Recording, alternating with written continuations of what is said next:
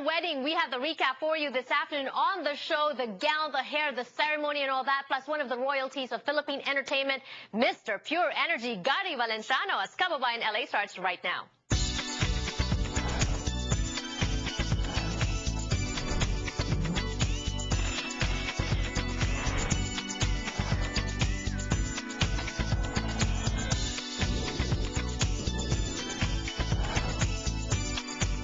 We definitely need coffee this afternoon because I'm sure a lot of you stayed up late last night waiting for the royal wedding to go down. And of course, we got all the highlights, the pictures and the B-roll, all the footage for you this afternoon on Kababayan LA. Welcome to America's first and only daily talk show for and about the Filipinos. My name is Janelle Sawyer, Kababayan here in Los Angeles. Joining us this afternoon on the show, since it's a Friday afternoon, Jeremiah Abraham, our social media guy. Hello and welcome to the show. Hello. It's been a while. Yeah, a and little bit. I don't know why, but we always match when we're here. Yeah, purple, I think purple is the new black. Yeah, right? I'm wearing the. People here were saying I'm wearing the Laker color. No, I'm wearing the. This is Laker royalty color, right? Yeah, exactly. Purple, right? And Absolutely. Robert would know. Robert Webster is an academic and also a barrister, and he's going to be joining us as we try to talk about the royal wedding. First of all, did you stay up? I did not. Well, I did watch the beginning, you know, up to the point where Victoria and David Beckham came by, and then I just went to sleep. Right. Piers Morgan, he said that the three best dressed were Kate, Pippa, and Victoria Beckham. Do you agree, Robert? Mr. Webster? Do you know, I don't know if I'm entirely an expert on fashion. Well, you're but a guy.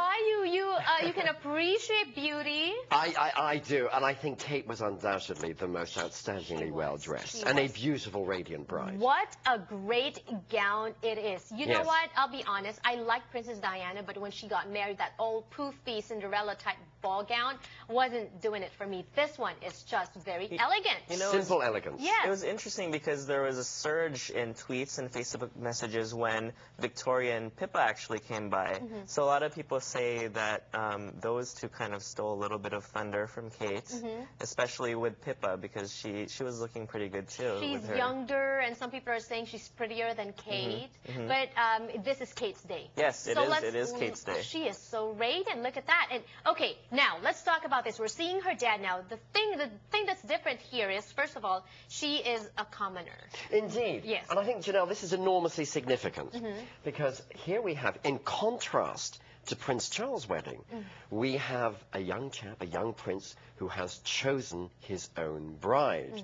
Bear in mind, when Prince Charles got married, they had to look for a bride without a past. Right. And here we have a girl with whom the prince has lived for a number of years. They know one another very well. And as you say yourself, ghastly word, a commoner.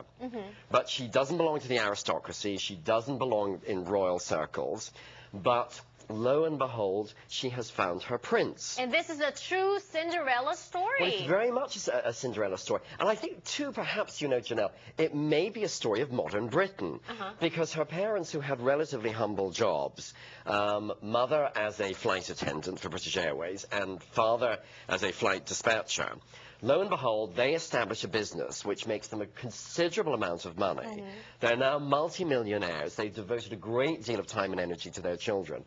And their daughter is dispatched to a university where she meets Prince William, who unusually does not go to Oxford or Cambridge, but chooses St. Andrews. I think possibly because it was a little more secluded and a little more distant. Now, see, when you explain it that way, now I'm appreciating more the serendipity factor in this whole thing. It makes this makes it more fairy tale-ish. Exactly. Jeremiah, what are people talking about on Twitter and Facebook?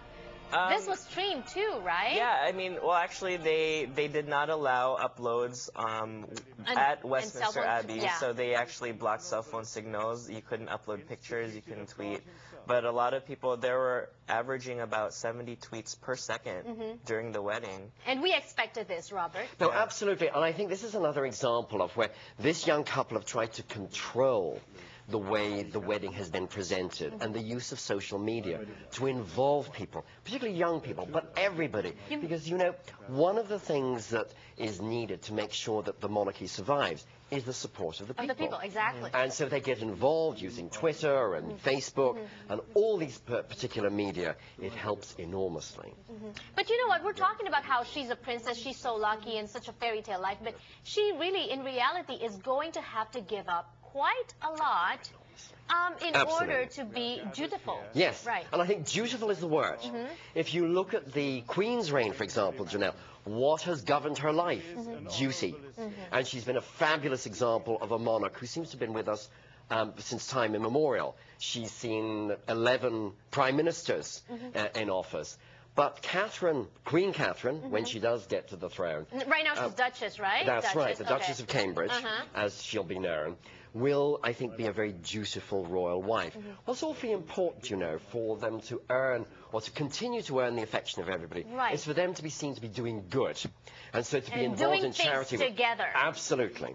Jeremiah, did this rekindle your interest for royalty? For royalty? I mean, it did. Right, I mean, I think a lot of people are saying that they didn't really care about the royal wedding, like they're just going to go to sleep. But actually, only 20% of social media activity came from the UK, and 65% came from... all over the world. No, came from here. They came from here. Yeah. So, and U.S. media spent the most in terms of spending, sending camera crew all and channels reporters were all there. Yes. tuned to it, And we're going to be talking a little bit about this some more when we return on Kababayan LA. Don't go away.